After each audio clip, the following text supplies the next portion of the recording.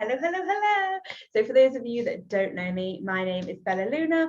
I'm a spiritual life coach, healer, mystic, transformational facilitator, and radical self-love advocate. And in this video, I'm going to be talking about triggers. So this is a word that seems to be growing increasingly common within the personal development word, right? This word triggers. But what does it actually mean? So triggers, also referred to as stresses, are actions or situations that can lead to an adverse emotional reaction. So to be triggered means that one or more sensitive buttons have been pushed, and the results can be mild and just leave you feeling a bit icky and uncomfortable, or they can be pretty severe and resulting in a full-on trauma response, usually either fight, flight, or freeze. So triggers can be super obvious. They can be, the topic of conversation is one involving your deepest traumas, or you're in a situation that resembles one of your deepest traumas, but they can also be super subtle or even indirect. They can be like a few layers underneath the obvious trigger on the top, and often even overlooked as triggers at all. So for example, as a survivor of domestic abuse, I thought I'd done a lot of healing, as I found it easy to be around this topic of conversation without ever being triggered. I can talk about abuse all day long and remain very calm, very practical and unemotional, and just talk about it from an observational perspective. But what I didn't realize is that although the topic wasn't triggering, feelings of unsafety and rejection were still majorly triggering for me. And that's the underlying thing. So I can talk about it, but if something happens that resembles the trauma, like rejection or unsafety, then the trigger sets in. So there's these layers to triggers that we may only see the surface layer, and when we peel them back, we realize there's more triggers underneath. So as difficult and traumatizing as triggers can be, one positive light to shine on them that I'd love to offer you is to think of them as an agent of the universe that's pointing a giant arrow to where your deepest work and healing needs to be done. Therefore, when you notice a trigger pop up in your life, use it as fuel to motivate you to heal this area of your life. Instead of going into victim mentality of like, oh, this is, such a massive trauma of mine, think, oh, okay, I've been triggered. Great. Now I know that this is where the work needs to be done. So for me, I know that I don't need to work around being able to talk about what happened to me. I can talk about what happened to me till the cows come home. But what I can't deal with is feeling unsafe or being rejected. I mean, I can deal with them, but they're just harder to deal with than talking about what happened to me. So as a human being who suffered through more than one of my own traumas, triggers have been a massive part of my life for some time now. And after extensive therapy, healing, and personal development, I would love to share with you my 5 key steps to working through your triggers. And just to make them easy to remember, they all begin with the letter A, because anyone that knows me knows that I love me some alliteration. So let's dive in. So step 1 is, okay, we have step 1 and then it has like 2 little bracket A's with it. So step 1 is awareness, and the bracket is acknowledge and accept. So this step is all about getting to know your triggers, noticing when they come up in your life and acknowledging that this is a trigger of yours. Create a book, a document, a journal space, or an app, whatever it is, where you can collect this information and write notes on your triggers and deepen your awareness. To support you in noticing when a trigger occurs, it can be really helpful to bring your awareness to what feelings arise when you are triggered. Because you might not know what your triggers are, therefore you can't always be like, oh, I was triggered. But if you know what it feels like to be triggered, then you can go, oh, I feel icky. Oh, I'm being triggered. What's triggered me? So that way, when one or more of these feelings are present, you know that you've been triggered, and you can then try to find the actual trigger itself, as this might not be immediately obvious to you. So our natural state of being is relaxed, calm, peaceful, happy, content. Therefore, a triggered state can often be anything that isn't this. So triggered states can include racing heart, palpitations, anxiety, panic attacks, diarrhea, nausea, vomiting, knots in your stomach, headaches, migraines, tight chests, crying, a lump in your throat, clenched fists, clenched jaw, tension in your body, anything that's like a more negative feeling, that can be a triggered response.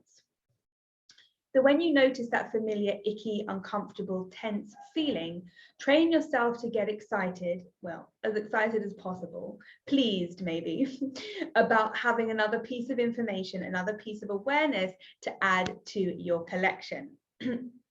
So this will be easier in those milder times. In the more severe trauma response reactions, it might take a while to return to a state where this is possible, but that's okay. There is no time limit on awareness. It's a lifelong journey, so settle in for the ride. Awareness is also about accepting what you can handle, meeting yourself where you're at, saying, this is all I can handle at the moment, and that's okay. So this brings me nicely into step 2. So step 2 is avoid. Sometimes the most loving thing you can do for yourself is to use your awareness, your acknowledgement, and your acceptance to avoid known triggers where possible. Now, this is more of a half step than a full step, as a lot of triggers can't actually be avoided, as you don't know how, when, or where that they will rear their ugly heads. But it's important to know that you don't need to continually put yourself in situations that trigger you. Use your awareness to avoid them where necessary. There's a lot of advice out there in the personal development world about staying in the room with your triggers. Like if something's triggered you, stay in the room and feel into it. And that's not always the best response, particularly when you're in a severe trauma response of a panic attack. Sometimes you just need to get out of that situation, or sometimes you just need to avoid it altogether. As a teenager, I was majorly triggered in crowds. They sent me into full-blown panic attacks, and I avoided them like the plague. And I think that that was a really clever idea. What am I going to do? Just walk straight into crowds just to bring on a panic attack to help me stay in the room with my fear of crowds? That was not a very kind or loving response. So I avoided them. But soon I noticed how much I was missing out on. I was missing out on things like festivals, parties, gigs, parades, anything like that. And I realized I had to deal with the underlying trigger, or I had to avoid those things for the rest of my life. And I'm really glad that I dealt with it, because festivals they're my happy place, right? So if I hadn't have dealt with them early on, then I'd never be able to go to a festival or a party or a gig or anything like that. So at some point, it's wise to deal with the actual trigger, but you don't have to expose yourself to the trigger to actually heal it. But if you've gained awareness of a particular trigger, then you can avoid, then maybe you would like to choose to avoid it while you work on healing it. Obviously, at some point, you might have to, test the waters and dip in and out of it to see if it still triggers you, or to see if the triggered response is less. But this is an experiment, right? But what about the triggers that you can't avoid? So that's a really great question. And this leads me on to step 3. So step 3 is anticipate. So anticipate your triggers and your needs thereafter. Use your growing awareness to foresee the types of situations that can be triggering for you, and create a plan of what to do when you get triggered. So part of the awareness is to learn what helps you in these triggered moments so that you can anticipate your needs. What practices, what techniques, what tools support you in returning to a balanced and stable emotional state. This might take some experimentation with different tools like breathing techniques, calming music, visualizations of either grounding or going to a happy, peaceful place, or a particularly special object. This is one that I've used a lot over the years, particularly when I used to have panic attacks. I have a few very special necklaces, most of them made out of some type of crystal, where I would hold, close my eyes, breathe deeply, imagining that the crystal, the necklace, was taking away all the anxiety and the pain, and then I would go and cleanse the necklace afterwards. But special objects have been really useful for me, and visualizations of going to a happy place. Also deep breathing. It doesn't have to be a special breathing technique. It can literally just be in through the nose, out through the mouth. And as you learn these tools and deepen your awareness, add these to your manual, your journal, or wherever you're keeping your notes. Whenever you learn something about your triggers, pop it down in your notes, in your journal, create a manual of your triggers. So step 4 is action, or we just put a little pro action brackets, the pro before the A word of action. So it's about being proactive instead of reactive about your mental health and overall emotional stability to reduce effects of triggers. So if you want to learn more about proactive versus reactive, then I've got another video in my Facebook group or my YouTube channel about proactive versus reactive healing, so you can check that out. But it's about taking some of the tools that you become aware of in the previous step and incorporating them into your daily life and habits so that they're easier to use in a reactive moment. So if you practice deep breathing before you are triggered, it's much easier to use the deep breathing as a tool when you are triggered in that moment.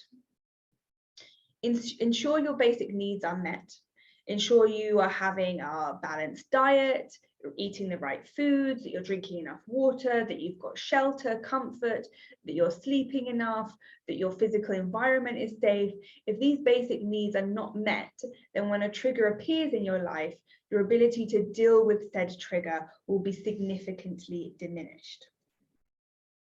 So set yourself up for success by creating a safe and secure foundation, taking care of your needs, practicing self-care, being proactive about your physical, mental, emotional, and spiritual states of well-being. This could be the difference between experiencing a mild or a severe trigger response. So this takes me on to step 5, our final step, which is alchemize. So this step is all about dealing with the actual trigger and doing the deep work necessary to alchemize it. So to alchemize something means to transform the nature or properties of something by seemingly magical process. But really the magical process is therapy, coaching, energy work, self-love, self-reflection, radical personal responsibility. Although the result of this is magic, that it's not just, waiting for a magical wand to come along and make it all better. It's about doing the hard work necessary. It's about applying yourself and taking responsibility for your own healing journey. So these are my 5 steps to dealing with triggers: awareness, avoid, anticipate, proaction, and alchemize. But to put this theory into context, I'd love to share with you a real life example from my personal life, because it's all very well having this theory, but then you're like, okay, what does it look like in real life? So this is what it looks like in my life with one of my triggers. So step 1, awareness. I know, as I mentioned earlier about being a survivor of domestic abuse, safety is something that triggers me. So I know that I can be triggered by relocating because that makes me feel unsafe. And unfortunately, I've chosen a lifestyle that requires a fair amount of relocation. I acknowledge that this is a challenging thing for me, and I accept that in my life, and I am willing to meet myself in this place. Step 2 is avoid. So although I have chosen a nomadic lifestyle in which I can't actually avoid relocating, I do my best to minimize the number of times I move. Then number 3 is anticipate. So because I have the awareness and years of hard-earned lessons surrounding this trigger, and because I've done a lot of relocating, I've built up a really great strategy for supporting myself during these transitions. So once I arrive in a new location, I have a very specific plan of action that includes unpacking straight away. I don't wait, I unpack straight away. I decorate, I nest, I make it homely. I bring things with me like these flags, dream catchers, fabrics, my altar. I make sure everything like that is set up straight away. I cleanse and clear the space of negative energies. I buy anything I need to make it more comfortable, more safe, more functional. If I don't have something, that's really inconvenient, I go out and buy it straight away. And then finally, I reclaim the space as my own by being in it, by using up all the space. So if I have a kitchen, I'll go in there and I'll move all the pots and pans around, and I will put them in the places that are most easy for me to use. I will cook, I will chop, I will use the space and make it my own. My bedroom, I will binge some Netflix in my bed to claim the bed as my own. I will, if there's a living space or my altar space, I'll do my practices, I'll do my yoga, I'll have friends over. I will put my energy into all the nooks and crannies so that I've claimed it as mine. And that takes on to step 4, which is the pro-action. So this is about before relocating. So before each relocation, it's really important for me to support myself by remaining as grounded and stable as possible. I do this by honing my supportive tools, by sticking to my routine, by getting enough sleep, maintaining my healthy, balanced diet, keeping up with my practices, and implementing any other practical steps to make the transition as easeful as possible. One of these includes the fact that I hate to be rushed. I hate last minute packing or prepping. So when preparing for a trip, a transition, or a relocation, I begin the process of packing and preparing way, way long in advance to avoid stress closer to go time. Sometimes that means that I live in a little bit of a chaos, but I try to keep it as minimum as possible so that I'm remaining grounded here whilst preparing for the trip coming up. And then step 5 is the alchemize. So as any good coach should have, I have a regular therapist that I see to work on my own healing path, in which safety is something I dive into regularly. I'm a Reiki attuned and I practice energy work regularly on myself, in addition to doing chakra work, cleansing, using crystals. I continue to hone my awareness surrounding my triggers, as this is an evolving process, and continually do the deep work necessary to love myself through this healing journey. So that's the example of how I use the 5 steps to help me in my trigger of feeling unsafe while relocating. So that's it for this video. Those are my 5 steps to dealing with triggers: awareness, avoid, anticipate, proaction, and alchemize. As always, if you have any questions or want to share your own experience, please comment below, as I would love to hear from you. Much love and infinite blessings from me, and I will see you in the next video. Bye for now.